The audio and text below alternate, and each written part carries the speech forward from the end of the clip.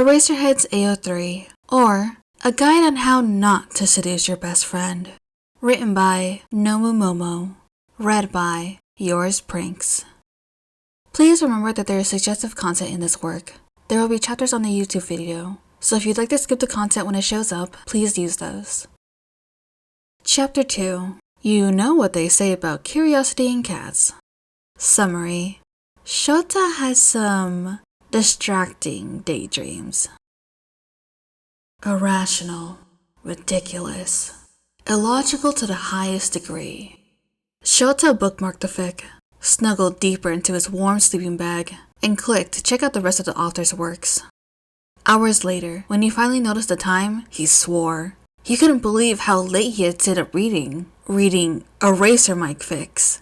It was monumentally embarrassing. But whatever. Nothing was more embarrassing than an unrequited 15-year-long crush. So, it wasn't like indulging himself with some reading was going to make things any worse. His problem became apparent when Shouta entered the teacher's lounge the next morning. Hisashi looked up from his desk, broad smile flashing as he noticed Shouta. "Good morning, Energy Saver!" He shot finger guns at the steaming mug of coffee sitting at Shota's desk. "I got your caffeine fix right here, broski!" Barista Mike slid the drink across the counter, leaning over just enough for Eraser to get a glimpse of the tattoos covering his surprisingly muscular chest. "Thanks," Shouta mumbled, averting his eyes from his friend. His jacket was open again. Were his v-necks always so low-cut? Eraser turned the cup around to find 10 digits scrawled in Mike's loopy handwriting. The hot barista winked. "My shift ends at 6, he said. "You can pick me up then." Was the teacher's lounge getting a bit hot, or was it just him? Shouta focused on sipping his coffee and tried to ignore the pounding of his heart. Hisashi always got him coffee in the morning. It didn't mean anything different today just because Shouta had some dumb scene playing in his head now. He took out his laptop so he could get to work. He stared at his login screen for 30 full seconds before he remembered his password. Shouta managed to get through the next week without issue. It seemed that first morning was a fluke. Indeed, even though he now spent his rare free hours, secretly, very secretly, reading Eraserhead fanfic, he didn't have any more incidents of distraction while with Hisashi. Shouta knew he was, of course, more than capable of keeping fantasy and reality quite separate in his mind. There was no reason he couldn't continue to act completely normal around Hisashi.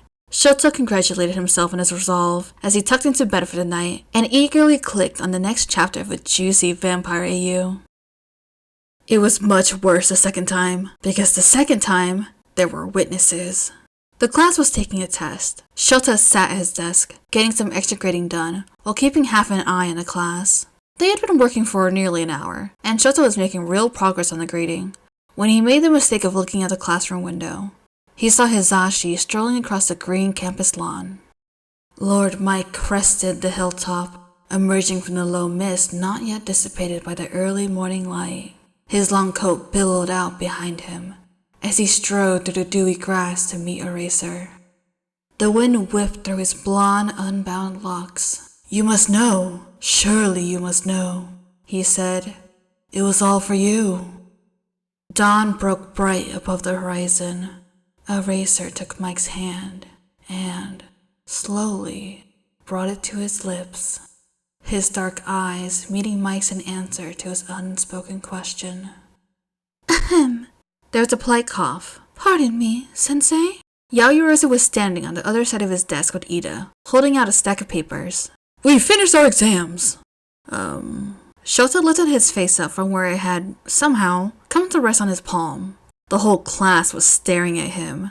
That is, except for Uraraka, who was leaning over to whisper something to Asui. Shouta attempted a serious expression. "Of course. Thank you, class reps."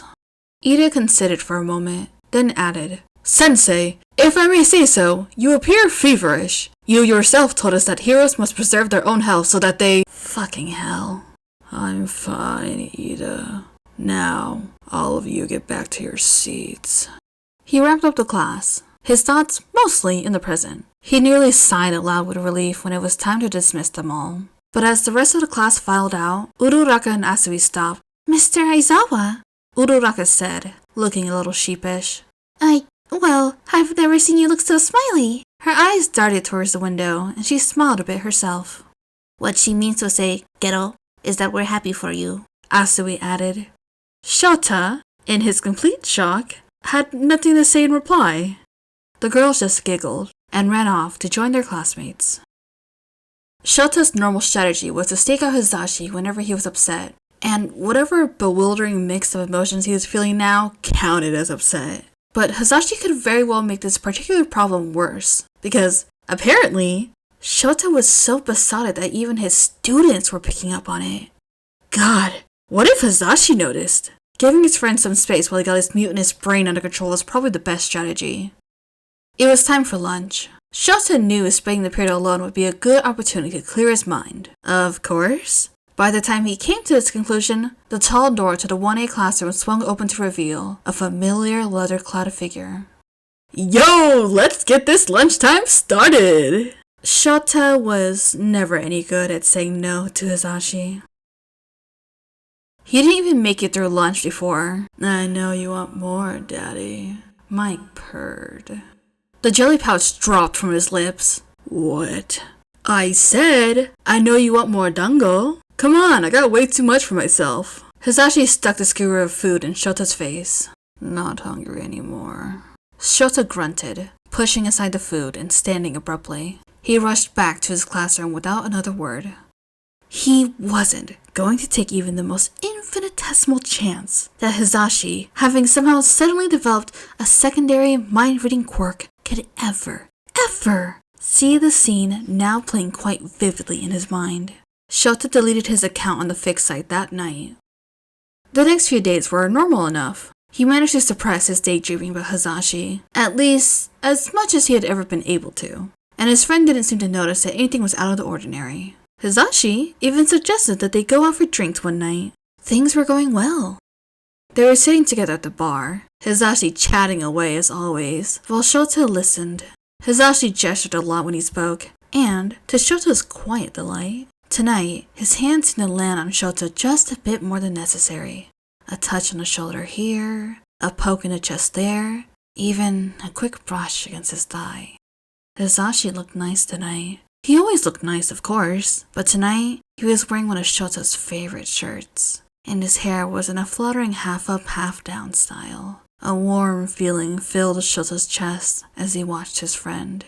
If this was all that he ever got, this time with Hisashi, his friendship, his companionship, he was grateful for it. He didn't need more. They were a couple of drinks in when an annoyingly handsome guy slid onto the bar stool next to Hisashi. Hey, Blondie, he said. That guy's clearly not picking up the waves you're broadcasting. You should stop wasting your time. Hisashi laughed. Haha! No, man, you've got it wrong. We're just friends. Right, Sho?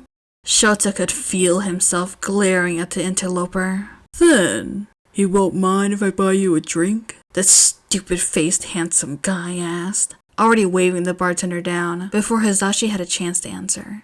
Hisashi gave Shouta an indecipherable look. Eraser punched the asshole paparazzo right in the face. That's the hottest thing I've ever seen, Mike said, before grabbing the front of Eraser's shirt and pulling him into a passionate kiss. Shouta just shrugged. Stupid handsome guy, and Hisashi seemed to hit it off. Hisashi initially tried to include Shouta in their conversation, but neither Shouta nor stupid guy were interested in talking to the other, so Shouta was shut out of the interaction quickly enough. He slipped away while they were laughing at some joke he didn't even hear. Alone, he headed back to his apartment.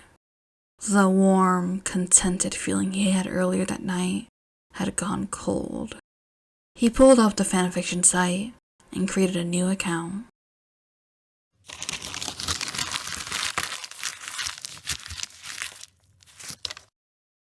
Outtakes.